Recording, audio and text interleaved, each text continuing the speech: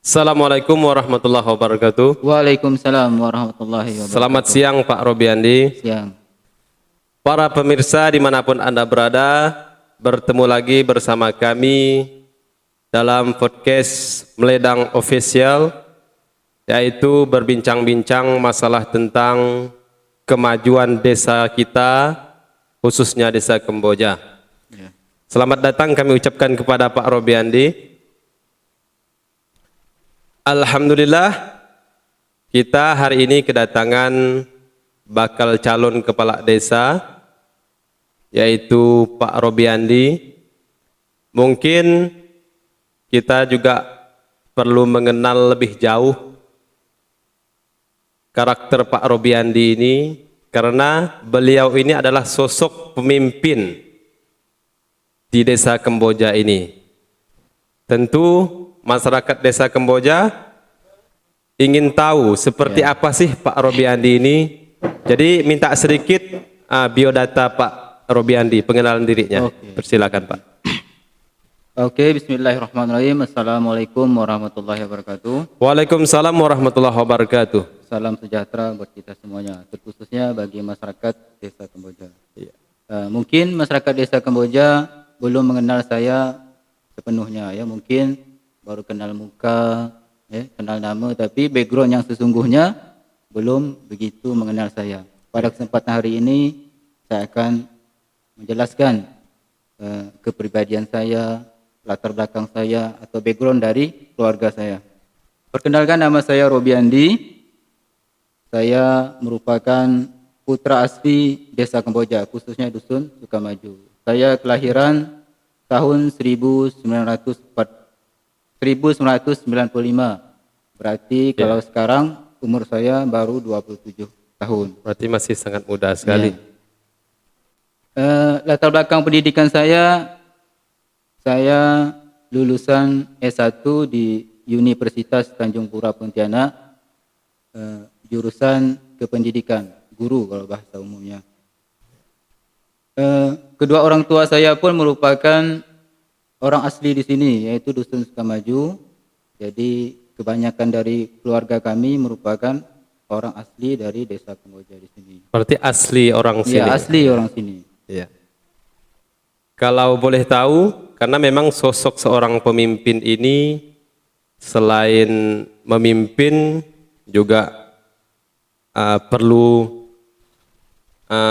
gagasan-gagasan ketika kita menjadi seorang pemimpin. Seperti yang telah Bapak kenalkan tadi, bahwa Bapak ini adalah seorang pendidik. Iya. Ya. Artinya ketika menjadi seorang pendidik juga kita harus pandai, dan juga mungkin kita sudah terlatih di situ bagaimana kita membina anak didik. Itu kan sudah menjadi salah satu contoh kecil dari ketika kita berkeinginan untuk memimpin orang banyak, begitu ya Pak. Jadi kalau sekarang ini profesi Bapak ini apa sekarang? Saya sebagai guru. Guru sekarang. Iya. Berarti saat ini pun masih aktif dalam mengajar ya? Iya, masih aktif mengajar di SMP 3 Pulamaya. Iya. Jadi itu adalah gambaran mengenai biodata beliau. Telah kita tahu bersama bahwa beliau ini adalah sosok pemuda yang berani tampil di desa Kamboja. Tentu bukan hanya beliau di sini yang berpendidikan dan berpendidikan tinggi. Mungkin banyak juga kawan-kawan. Cuma kita salut dengan beliau. Beliau berani. Tidak banyak orang yang seperti Bapak ini. Ya, mudah-mudahan dengan niat yang tulus, dengan perjuangan yang kuat, bisa mencapai keinginan yang dicita-citakan. Amin, amin. Ya, kita lanjut. Tadi kita sudah kenal. Sekarang saya akan menanyakan beberapa hal kepada Pak Robiandi ini. Tentu ketika Bapak ini ingin mencalonkan diri menjadi kepala desa, khususnya desa Kamboja, artinya di situ di dalam hati sudah timbul tekad yang kuat. Yang menjadi pertanyaan saya, apa yang melatar belakangi Pak Robiandi ini sehingga mau maju mencalonkan diri menjadi kepala desa Kamboja ini? Ya. Yang melatar belakangi saya untuk mencalon kepala desa ini, yang pertama dari diri saya yaitu untuk mengabdi kepada desa ini. Dan selama saya di desa Kamboja ini masih banyak keluh kesah dari masyarakat ya mengenai kepemerintahan di desa ini, baik dari segi pelayanannya, ya, segi pemberdayaannya. Masih banyak masyarakat ini merasa kurang puas seperti itu.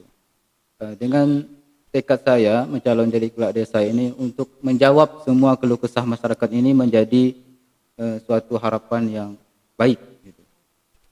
Berarti menurut pandangan Pak Robiandi ini memang di desa kita ini banyak permasalahan, salah satunya contoh yang telah disebutkan tadi ya. Ya. Kalau hal yang mendasar yang Pak Robiandi ketahui tentang desa kita ini seperti apa sih di desa kita saat ini? Ya. Yang mendasar yang menurut pandangan saya di desa ini yaitu sistem kerjanya kurang tertata seperti itu ya. Dari masing-masing bidang yang ada di desa tersebut. Ya. Yang mana bidang perencanaannya, pelayanannya. Jadi masyarakat ini ragu gitu. Kalau ketika mereka mau berurusan tentang sesuatu hal, mereka ini ragu yang mana yang harus dituju gitu.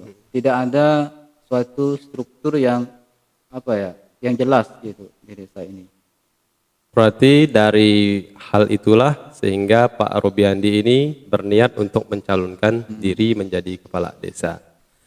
Nah, kalau kita lihat dari para bakal calon ini itu adalah orang-orang yang berpengalaman, bahkan ada 2 mantan kepala desa. Artinya mereka ini sudah sangat berpengalaman sekali tentang masalah desa ini. Dan juga tentu masalah bagi Pak Robi Andi ini saya kira sangat berat juga untuk melawan mereka. Karena di samping mereka pengalamannya sudah ada dan juga senior. Pak Robi Andi ini katakanlah junior. Terus yang menjadi pertanyaannya, bagaimana cara sistem sosialisasi Pak Robi Andi ini supaya bisa mengungguli mereka ini? Oke. Kalau kita bicara mengenai sistem atau strategi untuk menghadapi para calon yang lain dalam pemilihan pilkades ini, yang pertama kita harus, karena saya ini terbilang masih muda, langkah yang pertama saya merangkul para pemudanya. Udah kita kuatkan barisan pemuda ini, baru kita datangi para tokoh masyarakat, ya, tokoh agama, tokoh pemuda, dan memberikan atau menawarkan program-program yang sesuai dengan harapan masyarakat dan bisa menjawab keluh kesah dari masyarakat tersebut.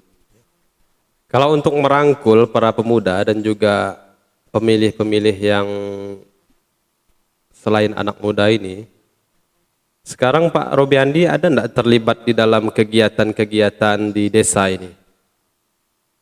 Contohnya kegiatan seperti apa? Sekarang ini maksud saya, apa andil Pak Robi Andi ini di desa saat ini? Ya, untuk di saat ini kita fokuskan dengan kegiatan-kegiatan sosial seperti membersihkan kuburan, menjaga lingkungan, ya, seperti itu. Contoh kecilnya saja. Iya.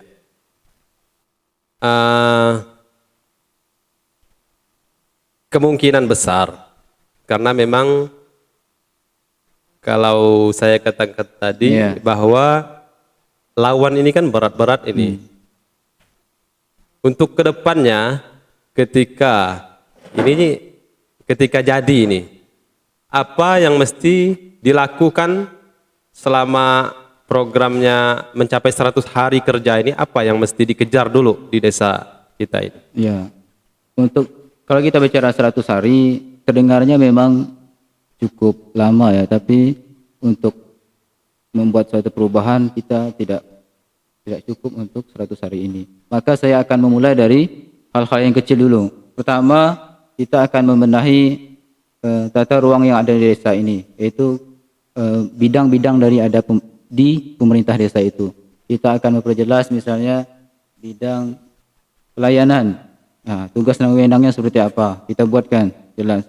Bidang perencanaan, tugas dan wewenangnya seperti apa?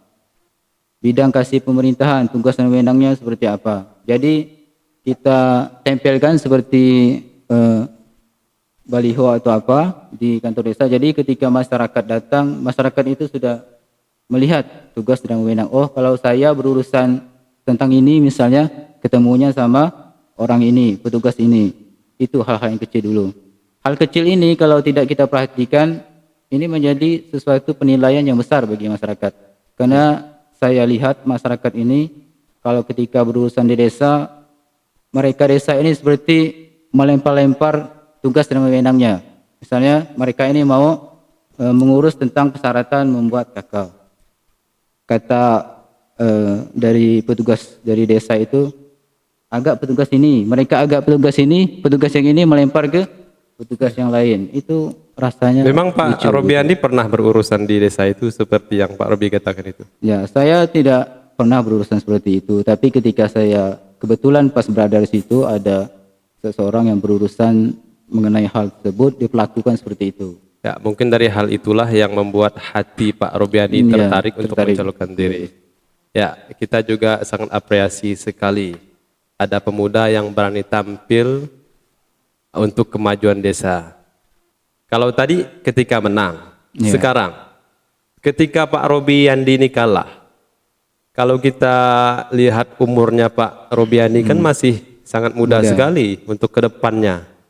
Ketika kalah, apakah hanya berhenti di calon ini untuk kemajuan desa atau seperti apa lagi? Ya, kalau kita namanya dalam bertarung, kalah menang itu pasti ada. Ya, kalau saya kalah, saya tetap berbuat yang terbaik untuk di desa ini, walaupun tidak menjadi kepala desa. Ya. Kita sebagai masyarakat biasa pun bisa berkontribusi terhadap kemajuan desa kita ini. Ya, meskipun tidak jadi kan pemikiran kita bisa kita sumbangkan. Itu kemajuan desa. Ya. Karir politiknya nanti ke depan ini seperti apa?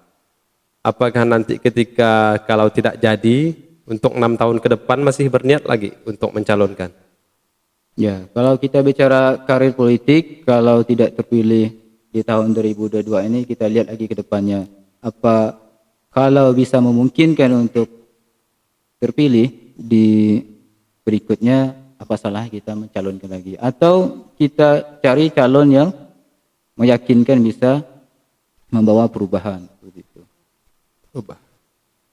Selama ini ada enggak usulan-usulan yang mungkin tidak terrealisasi di desa ini? Usulan pemuda. Kenapa Robiandi ini salah satu penggagas di dalam kepemudaan masyarakat Desa Kamboja juga? Ada enggak usulan-usulan yang mungkin dulu pernah kita usulkan, sekarang mungkin tidak terrealisasi? Ya. Kita pernah juga mengusulkan Karang Taruna, tapi beberapa kali kita usulkan pemerintah desa seperti tidak respon dengan usulan kita dengan alasan ya berbagai macam. Kita pun alasannya pun kita pikirkan secara logika tidak masuk akal seperti itu. Katanya harus ada Karang Taruna dari kabupaten dulu, harus ada ini, ada itu. Setelah kita lengkapi hal-hal tersebut, kita ajukan, mereka menunda-nunda dan kembali lagi seperti tidak ada respon seperti itu. Ya, mudah-mudahan apa yang telah kita Pak Robiandi niatkan bisa berjalan sesuai dengan rencana. Oke, terakhir minta himbauannya untuk mensukseskan pemilihan kepala desa, khususnya Desa Kamboja ini. Himbauannya buat masyarakat Desa Kamboja, mari kita berpartisipasi di pemilihan Pilkades masa periode 2023-2029. Gunakan hak pilih Anda dan pilihlah pemimpin yang jujur, adil, amanah dan pintar tentunya. Jangan pilih pemimpin tidak mempunyai kriteria seperti itu. Kalau tidak mempunyai kriteria seperti itu, Jangan harap mereka memimpin dengan sistem pemerintahan keterbukaan, ya. Dan tidak ada keberkahan dalam kepemimpinan tersebut. Oke, terima kasih kepada Pak Robiandi yang telah meluangkan waktunya untuk berbincang-bincang bersama kami. Kami ucapkan banyak-banyak terima kasih. Mudah-mudahan Pilkades kita berjalan dengan lancar dan sesuai dengan rencana. Oke, terima kasih Pak Andi. Ya. Oke, kami akhiri. Assalamualaikum warahmatullahi wabarakatuh.